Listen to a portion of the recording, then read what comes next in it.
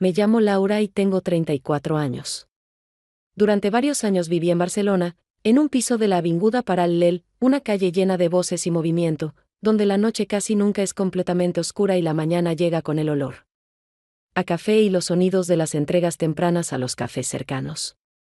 Tenía un trabajo estable en una oficina, sentada frente al ordenador de 9 a 17, revisaba documentos, respondía correos electrónicos, me llevaba a mí misma a la máquina de café y luego de vuelta, como por inercia.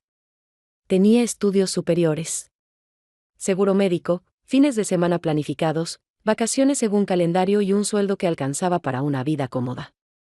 Y además, tenía marido, Manuel. Vivimos juntos más de 10 años. Nuestro matrimonio comenzó con viajes, noches sin dormir, planes, discusiones por tonterías, cenas espontáneas y conversaciones complicadas sobre el futuro.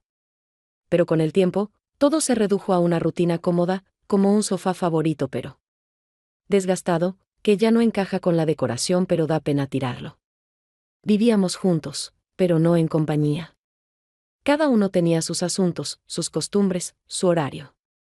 Las cenas en común se volvieron una rareza, las conversaciones, breves, y la intimidad física, rutinaria, casi como un apretón de manos. Y aunque dormíamos en la misma cama, a menudo pensaba que entre nosotros había toda una geografía de silencio, con la longitud de una costumbre de años. Cuando Manuel recibió una oferta para ir a Alemania durante 6 meses, ni siquiera preguntó si yo estaría en contra. Simplemente me informó, subrayando que era una oportunidad profesional y que nuestra relación era lo bastante fuerte como para soportar una distancia temporal. Yo no dije nada, ni sí, ni no. Por dentro no sentía ni protesta, ni tristeza. Solo un vacío, parecido al silencio que queda en una habitación después de apagar la televisión. Las primeras semanas sin él pasaron tranquilas. No me molestaban sus cosas dejadas por ahí ni su horario de regreso. Me despertaba por la mañana, iba al trabajo, respondía a las preguntas de mi jefa, volvía a casa, ponía una serie que no había terminado la semana anterior, y me dormía. No esperaba ningún mensaje de Manuel. Nos escribíamos una vez cada pocos días, de manera seca y directa. Como conocidos a los que ya no les queda nada por descubrir. Una noche, al volver del supermercado, decidí parar en una gasolinera, algo banal, simplemente para comprar agua. En la cola delante de mí, un hombre discutía con el cajero por el cambio, y yo, para no involucrarme en su irritación, desvié la mirada hacia un lado. Entre pequeños anuncios de reparaciones, venta de bicicletas y paseos de perros, vi una hoja con un texto impreso: se busca camarera. Turnos nocturnos. No se requiere experiencia. Zona El Poble Sec. El número de teléfono estaba escrito en marcador negro directamente sobre el papel, sin pestañas para arrancar. Nadie intentó hacer que ese anuncio fuera atractivo. Pero por alguna razón, le hice una foto. Esa noche me quedé despierta largo rato, mirando el techo. Y si simplemente ¿lo intento? No para cambiar de carrera, no para huir, sino solo para, por una vez, no tomar la decisión predeciblemente correcta y ocuparme de algo. No planeaba nada. No pensaba cuánto pagaban, cuál era el uniforme, quién trabajaba allí. Solo quería saber cómo era, salir más allá de mis días cuadrados y habituales. Por la mañana, antes de cambiar de idea, llamé al número. Me respondió un hombre con voz algo ronca, pero tranquila. No se presentó. Si vienes hoy a las 6, bien. Si no, también está bien, dijo, y se quedó en silencio. En ese momento sentí algo parecido a la curiosidad. Un hombre que no hace preguntas de más. Un lugar del que no sé nada. Y yo, que por alguna razón, empiezo a sentir algo otra vez. Llegué exactamente a las 6, como habíamos acordado, aunque en realidad no sabía qué esperar, ni siquiera estaba segura de si era un establecimiento real o simplemente el intento de alguien por cubrir una vacante sin papeles y sin gastos.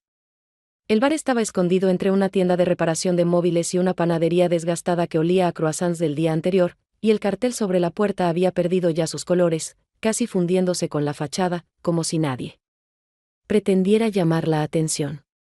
Dentro, el lugar olía a una mezcla de café molido, whisky derramado, madera vieja y algo más indefinido, casi nostálgico, tal vez recuerdos ajenos de quienes habían estado ahí antes que yo, el dueño del bar, al que ya había escuchado por teléfono, estaba detrás de la barra, como si estuviera clavado a ella.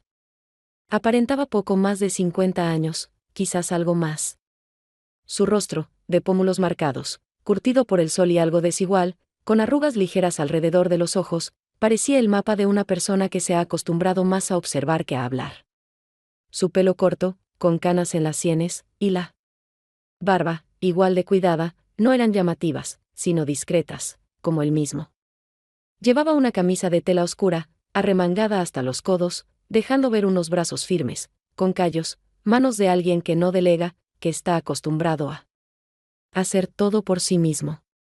Su postura era recta, su caminar medido, sin prisas, cada movimiento preciso, como si calculase el gasto de energía y tiempo incluso en los gestos más cotidianos. «¿Eres Laura?», dijo él, no como pregunta, sino como hecho, y enseguida me tendió una camisa con el logotipo del bar, sin siquiera preguntarme si estaba segura de quedarme. Se llamaba José.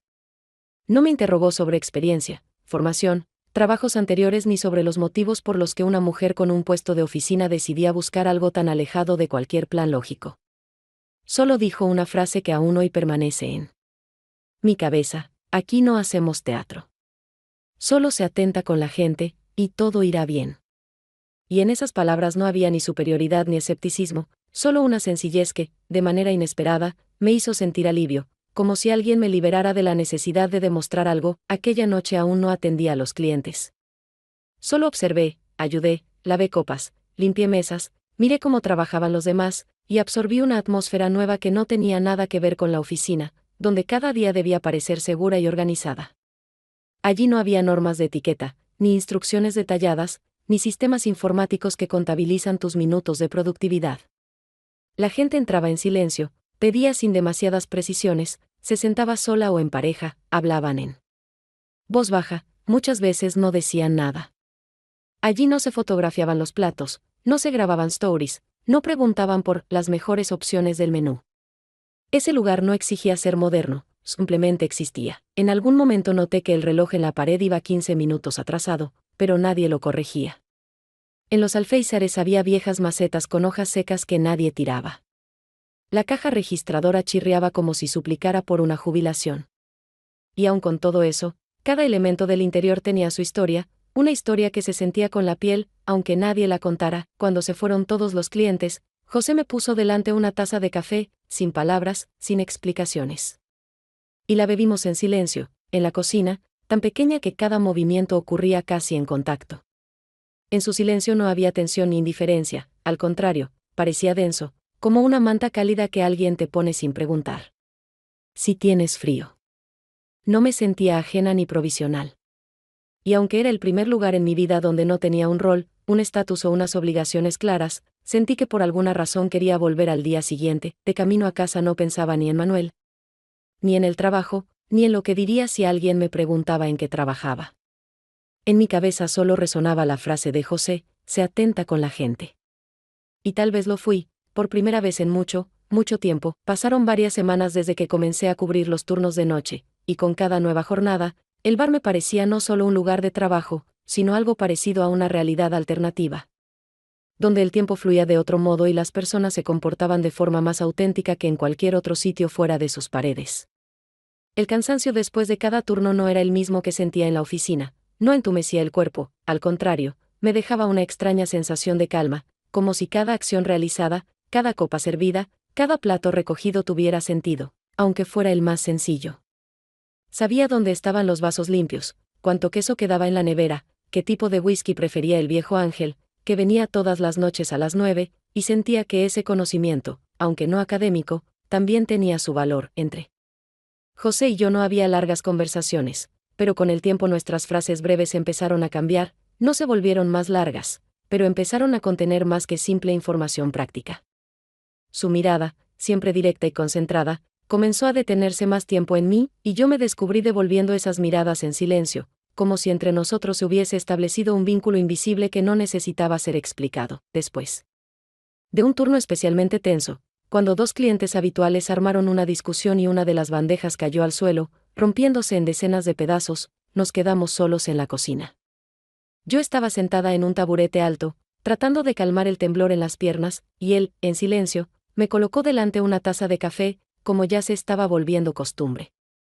No dijimos nada, porque ambos sabíamos que había sido un día difícil, pero no desesperado. En un momento, él levantó la mirada y dijo en voz baja, casi para sí mismo: «Es fácil hablar contigo, y no tengo que fingir ser mejor de lo que soy». Su voz no fue dulce ni emotiva, sino más bien tranquila y cansada, pero esas palabras se asentaron dentro de mí como algo largamente esperado, algo que por fin aparecía, aunque nadie lo hubiera llamado. No respondí. Porque por primera vez en mucho tiempo no quería convertir ese momento en una conversación que definiera o destruyera. Algo en mí se encogió, no de dolor, sino con suavidad, como un recordatorio de que todavía era capaz de sentir. Nos quedamos así unos 10 minutos más, sin llenar el silencio, y por primera vez ese silencio no parecía un vacío. No tenía expectativas románticas, no me construía escenas imaginarias ni fantaseaba con el desarrollo de los acontecimientos.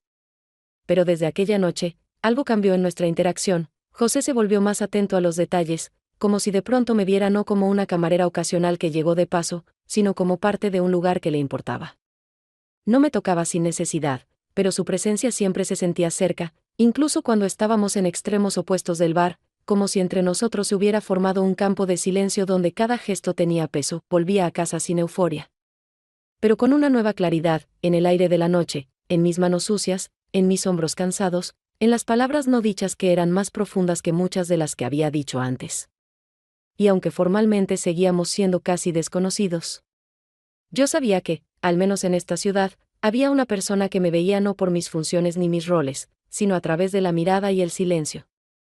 Una de esas noches, cuando Barcelona ya se había enfriado tras el calor y el aire nocturno traía tímidamente aromas del mar mezclados con el polvo de calles viejas que hacía tiempo no veían llover, tenía el día libre y regresaba de un paseo sin compañía, sin propósito, sin ruta. Simplemente me permití caminar hacia donde me llevaban los pies, no el horario ni el sentido común.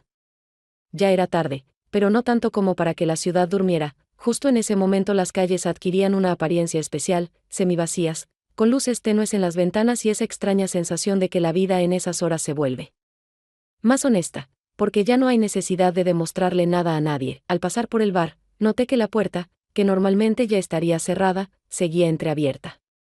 Dentro, la luz brillaba débilmente, como una lámpara de noche, y tras ella, en el pasillo entre la barra y la cocina, estaba José. No hacía ningún gesto, no me llamaba, no sonreía, pero estaba ahí, tranquilo, silencioso, seguro, como siempre. Me detuve, nos cruzamos la mirada, y él preguntó muy simplemente, sin reproche ni celos en la voz: ¿estabas con alguien? Su pregunta no me pareció impertinente ni controladora, más bien al contrario, tenía algo profundamente humano, no sobre celos, sino sobre querer saber si aún me pertenecía a mí misma, o si ya me había perdido de nuevo en la compañía de alguien. Respondí con honestidad, sin pausa, sin adornos ni intentos de ocultar nada: no. Solo conmigo. No sonrió, no fingió que eso lo conmovía o sorprendía, pero su silencio, que llegó después de mis palabras, fue denso, casi físico, y en él escuché más que en cualquier otro de nuestros intercambios. No era ese tipo de silencio cuando no sabes qué decir, sino aquel en el que ya todo ha sido dicho y no hay necesidad de repetirlo. Entré, y la puerta se cerró tras de mí con un clic suave. El bar ya estaba casi recogido, las copas boca abajo, las sillas levantadas sobre las mesas, el suelo aún olía ligeramente a trapo húmedo. José se acercó, pero no con la intención evidente que podría esperarse tras una escena así, sino con una extraña mezcla de respeto, contención y calidez. Nos quedamos uno frente al otro, y ya no recuerdo quién dio el primer paso, pero entre nosotros ocurrió un beso, no apresurado, no apasionado, no como en las películas, sino lento, casi tímido, pero sincero, como el gesto de alguien que por primera vez se permite tocar algo importante. En él no había promesas, ni planes, ni siquiera un indicio de un gran comienzo, solo una constatación tranquila: algo entre nosotros ya existía, y eso bastaba para dejar de fingir que no pasaba nada. Cuando nos separamos, José no dijo nada, no preguntó si quería quedarme, no intentó sellar el momento con alguna frase. Simplemente nos quedamos unos minutos más en aquella pequeña cocina, donde el reloj parecía avanzar más lento que en cualquier otro lugar, y no quería cambiar nada en ese silencio. Me fui sola a casa, no porque quisiera huir, sino porque deseaba conservar la sensación que había surgido en esa escena simple, sin prisas, sin exigencias, sin necesidad de explicar nada. Caminando por la calle, no pensaba en lo que vendría después, sino en que, por fin, estaba otra vez cerca de mí misma. Pasaron algunos días desde aquella noche, y aunque nada cambió oficialmente entre nosotros, seguíamos trabajando en silencio, intercambiando miradas breves y gestos precisos tras la barra. Algo en nuestra dinámica era distinto. La presencia de José junto a mí tenía un nuevo matiz, ya no era solo la del compañero de turno que sabía llevar el ritmo durante una noche cargada, sino la de un hombre con quien había compartido algo más profundo que una simple coincidencia. Notaba cómo a veces su mirada se detenía en mí por unos segundos más, cómo evitaba que otros camareros se dirigieran a mí con demasiada familiaridad, pero todo era tan sutil y contenido que podría parecer casual. Si no fuera porque yo sentía cada detalle en la piel, y justo en esa delgada línea de equilibrio, apareció de pronto un recuerdo de mi pasado, un mensaje de Sandro, un excompañero con quien trabajábamos juntos en la empresa, antes de que Manuel se fuera a Alemania. Escribió sin rodeos, breve pero amigable, proponiéndome cenar, diciendo que hacía mucho que no nos veíamos y que tenía curiosidad por saber de mí, que había cambiado, dónde trabajaba ahora. Tardé en responder. No porque dudara si ir o no, sino porque no quería perturbar esa calma interior a la que apenas empezaba a acostumbrarme. Pero la curiosidad, mezclada con un deseo de salir un rato de los turnos nocturnos y ser solo una mujer, sin horarios ni tareas, terminó ganando. Nos encontramos en un pequeño restaurante de pescado junto al mar, donde el sonido suave de las olas se mezclaba con el tintinear de la vajilla y música española de fondo.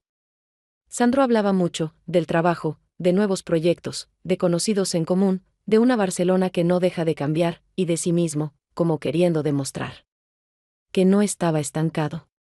Yo lo escuchaba con una sonrisa, respondía con sinceridad pero con brevedad, incluso me permitía reír un poco, aunque toda la noche no pensaba en él, ni en el pasado, ni en cómo se vería todo desde fuera, sino en cómo hacía tiempo que no me sentaba con un vestido, como hacía tiempo que nadie me hacía preguntas simples sin esperar nada a cambio. No sentía por Sandro ni peso ni atracción, pero había en él algo sencillo, y quizás fue eso lo que me permitió simplemente relajarme y estar fuera de cualquier historia. Cuando regresé al bar ya pasada la medianoche, el local estaba cerrado, pero aún había luz dentro. José, como siempre, estaba tras la barra, secando la última copa en silencio, y cuando entré, no levantó la mirada de inmediato, pero su rostro lo dijo todo, sabía dónde había estado, y tal vez no por otros, sino porque era capaz de leer mi ánimo antes incluso de que cruzara la puerta. No hizo ninguna pregunta, no lanzó indirectas, no cambió el tono. Solo dijo, tienes derecho a cualquier historia. Sus palabras no sonaron como un permiso, ni como una aprobación formal, ni como una concesión para salvar el orgullo. Fue una afirmación que podría haber tomado como un acto de respeto, de no ser porque en su voz había algo demasiado contenido, como una emoción demasiado controlada que no logró atravesar su defensa, y aunque entre nosotros no hubo ningún reproche directo, ningún suspiro, ninguna alusión a lo que había pasado días antes, sentí con claridad que esa noche dejó tras de sí no solo olor a pescado y vino blanco, sino un pequeño desplazamiento, no crítico, pero real. Algo entre nosotros había cambiado, y aún no sabía cuánto, pero ya percibía que la simplicidad de nuestros silencios empezaba a sonar diferente. Después de aquella cena con Sandro, aunque todo parecía seguir igual, el ambiente en el bar cambió de forma clara. Era como si alguien hubiera movido los objetos con cuidado, dejándolos en su lugar, pero de una forma distinta. Nada estaba roto, pero ya no se sentía igual. José no dijo nada. No se alejó de manera evidente y tampoco cambió su forma de hablar. Sin embargo, en su mirada apareció algo nuevo. Era una distancia serena, no provocada por el enojo ni por la tristeza. Se parecía a la calma del agua justo antes de que llegue una tormenta. Él ya no se quedaba en la cocina después del turno. No preparaba café. No esperaba a que yo terminara de cambiarme. Tampoco buscaba encontrarse con mi mirada sin un motivo. Con el paso de los días, mis turnos empezaron a coincidir con los momentos en que José no estaba en el bar.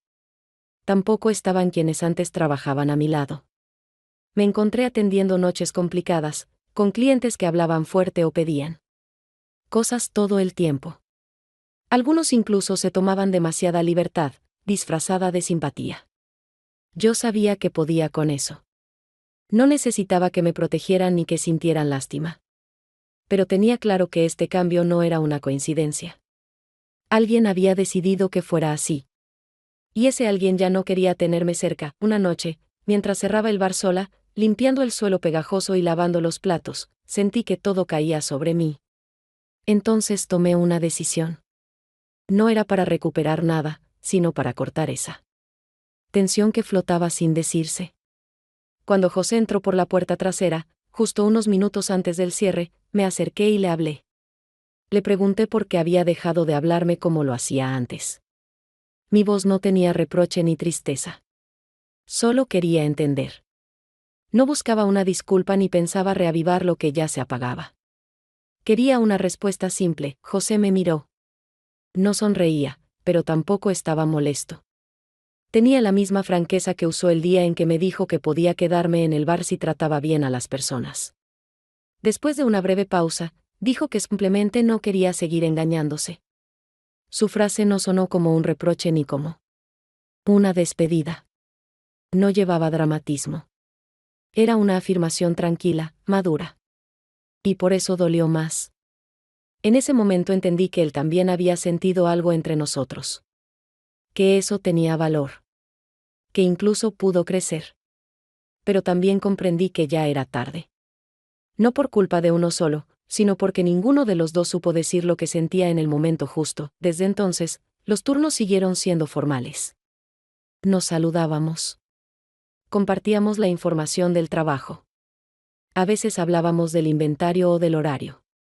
Pero en esas palabras ya no había nada personal. Su voz era clara. Sus movimientos eran precisos.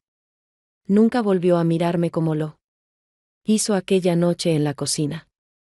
Eso no era lo más doloroso. Lo más difícil era saber que mi presencia ya no generaba nada en él.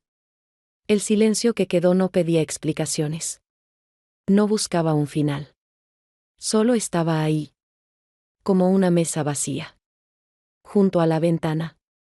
Una mesa en la que ya nadie se sienta. Unas semanas después, cuando el silencio ya se había instalado como parte natural de nuestra rutina diaria, apareció en el bar un nuevo empleado, un chico joven llamado Dani, que no tendría más de 25 años, con el pelo un poco desordenado, manos limpias y una mirada abierta, en la que aún no se veía ningún cansancio de la vida.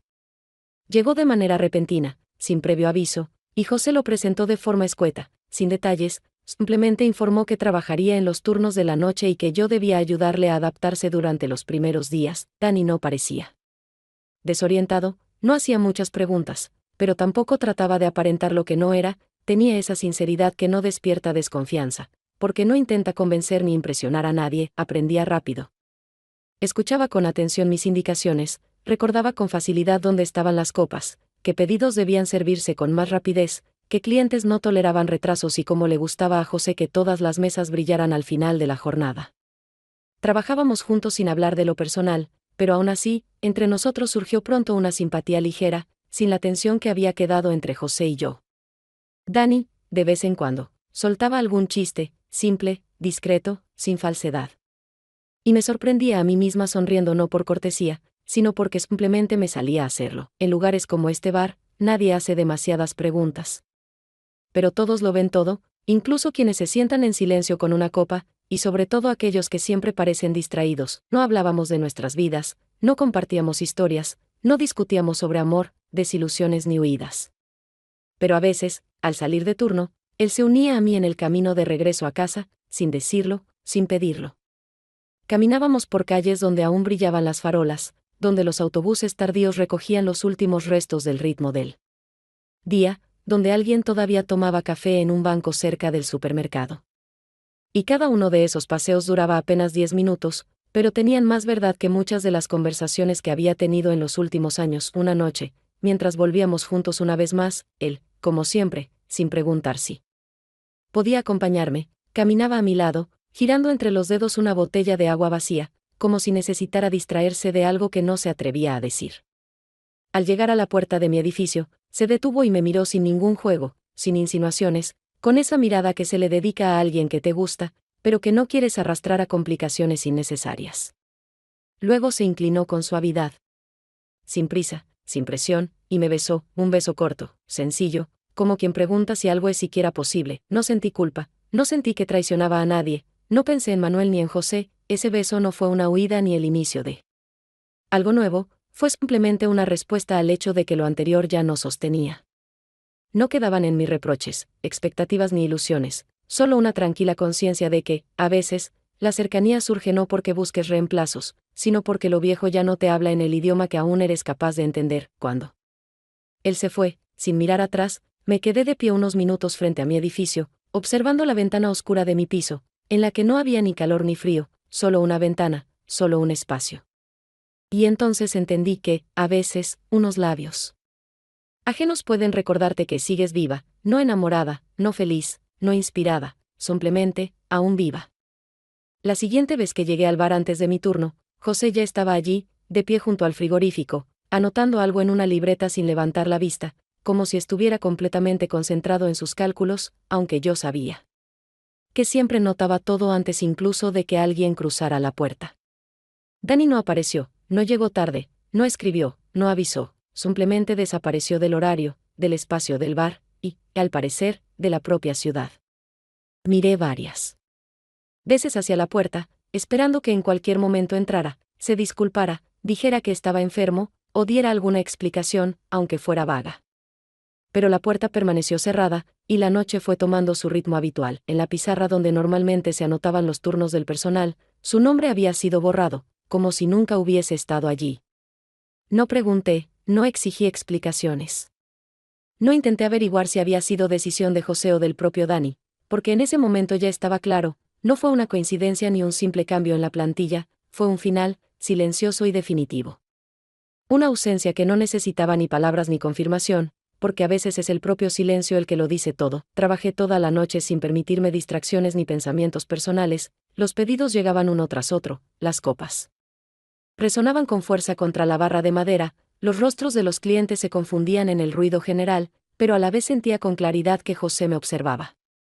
Su mirada, aunque no se posaba directamente en mí, estaba presente todo el tiempo, como si intentara medir cómo reaccionaría ante la desaparición de Dani, si habría en mi confusión, enojo, decepción, o tal vez un intento de arreglar algo, pero no mostré nada, no porque fingiera ni porque tratara de mantener una pose, sino porque por dentro ya no quedaba ese dolor agudo que antes apretaba el pecho con cada pérdida, por pequeña que fuera, solo quedaba una sensación parecida a un peso que no aprieta, pero que te recuerda su existencia cada vez que cambias de postura.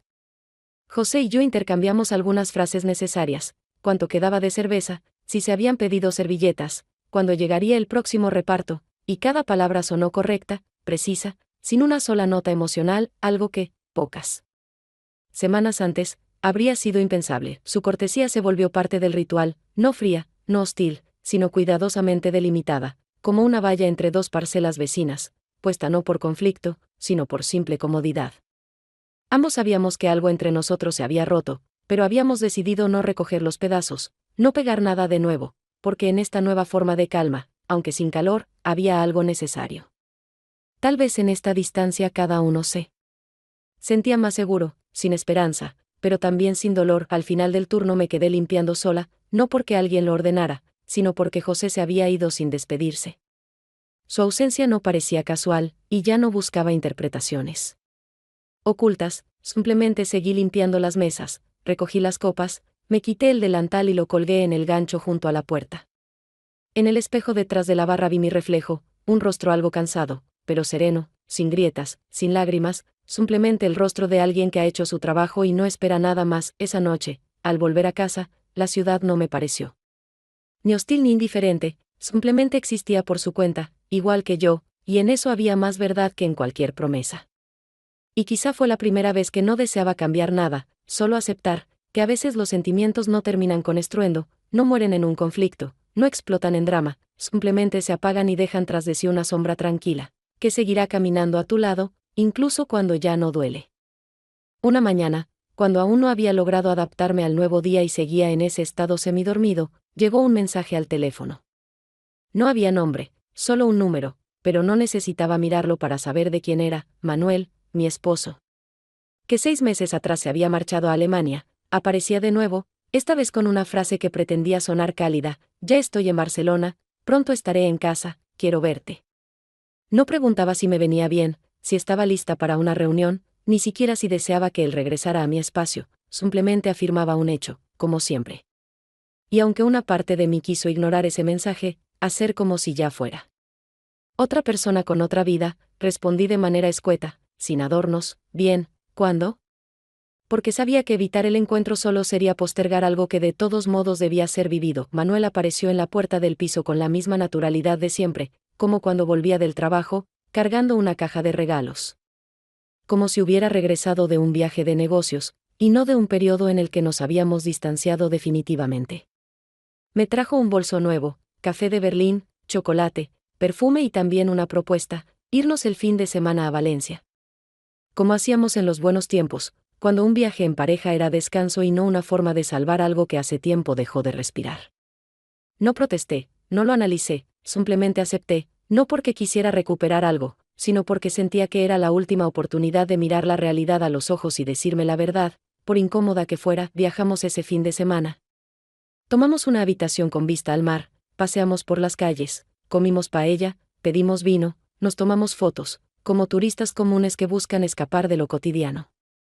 Desde fuera todo parecía bien, incluso sonreíamos, hablábamos de cosas neutras, pero entre frase y frase se abrían campos enteros de silencio, donde no quedaba nada salvo la conciencia de que dos personas que alguna vez se conocieron hasta en los más mínimos detalles ahora hablaban idiomas que ya no compartían traducción. En un restaurante, sentados junto a la ventana, me dijo: ¿recuerdas cuando estuvimos aquí hace 5 años? Y yo sonreí, pero no respondí, porque no recordaba tanto aquella noche como ese frío extraño que por primera vez surgió entre nosotros y que ambos, entonces, decidimos ignorar. Lo más difícil resultó ser la noche, no por discusiones ni por falta de espacio, sino porque la cercanía física se convirtió en una formalidad. Estábamos acostados en la misma cama, cada uno en su lado, con la luz apagada y un silencio interminable que pesaba más que cualquier palabra. No sentía rabia, no quería huir, no lloraba, pero en un momento me descubrí intentando recordar en mi mente la voz de José, su tono grave, el ritmo con el que pronunciaba las palabras, esas pausas tan precisas que se convertían en parte del significado. Al volver de Valencia, no supe qué contestar cuando Manuel me preguntó si aún podíamos estar juntos. Lo miré, a ese hombre con quien una vez planeé toda una vida, y ya no vi a un enemigo ni a un extraño, solo a alguien que se había alejado tanto que volver al mismo lugar no significaba que podríamos volver a encontrarnos. Y lo más sincero que podía decir en ese momento fue lo único que no dije: el silencio, que eligió hablar por mí. Al final, no me apresuré en volver a contactar con Manuel, no porque quisiera castigarlo o hacerlo esperar, sino porque no tenía nada que decirle. Cada palabra que pudiera haber pronunciado sonaba innecesaria, y cada posible respuesta parecía una repetición de algo ya conocido. Volví a Barcelona con una sensación de silencio absoluto por dentro, no ese que asusta o aplasta, sino el que aparece después de que algo ha terminado hace tanto que ya ni recuerdas en qué momento ocurrió. Un lunes decidí salir a caminar sin rumbo, solo para no quedarme en el piso, donde el olor del café de pronto me recordaba el vacío, y las cortinas ya no protegían ni del sol ni del cansancio. Caminé por calles conocidas, miré escaparates.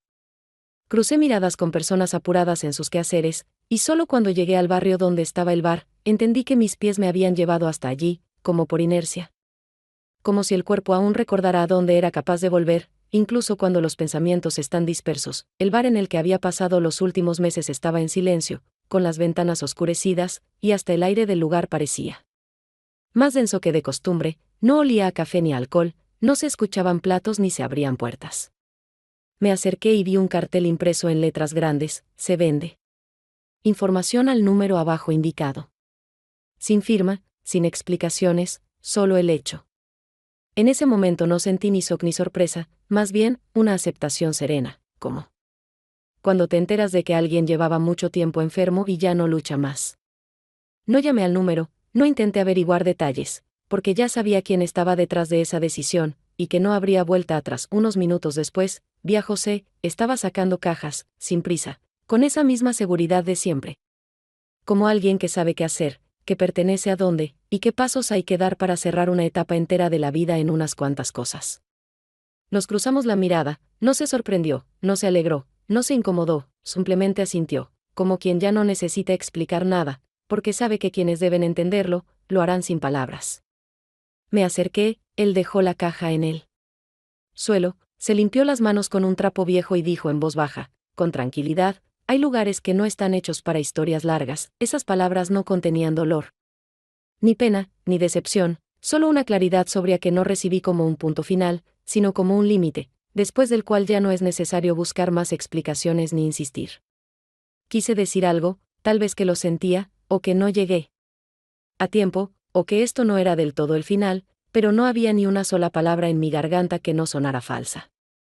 Nos quedamos unos minutos más, en silencio, y no supe si él quería que me quedara o que me fuera, pero entendí que eso ya no importaba. Entré un momento, el bar estaba medio desmontado, todo fuera de su lugar, las mesas patas arriba, la vajilla embalada, servilletas por el suelo, como si alguien hubiera querido recoger el tiempo a toda prisa.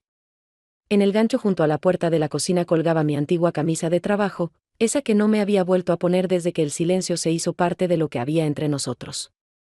La descolgué, la apreté entre las manos, luego la dejé sobre la mesa y salí, sin mirar atrás, sin esperar que nadie me detuviera. No fue un gesto simbólico ni un intento de dejar atrás el pasado, solo una prenda, que ya no tenía lugar en mi nuevo día, y dejarla allí fue darme permiso para no regresar a lo que ya no continúa. El bar quedó atrás, sin ruido, sin drama, sin explicaciones, simplemente un lugar que ya no espera. Pasó un mes desde que el bar cerró definitivamente, y aunque ya no transitaba la calle del Poble Sec a propósito, mis recorridos a veces me llevaban de vuelta por allí, no por nostalgia ni con la esperanza de encontrar algo familiar, sino por esa simple razón de que la vida siempre pasa junto a direcciones antiguas.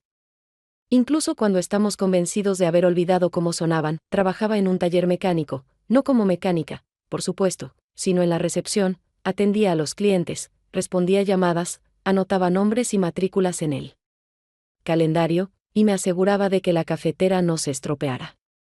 El trabajo no era complicado, no exigía decisiones importantes ni me agotaba, pero tampoco me daba la sensación de que yo fuera necesaria para nadie más allá de mi función.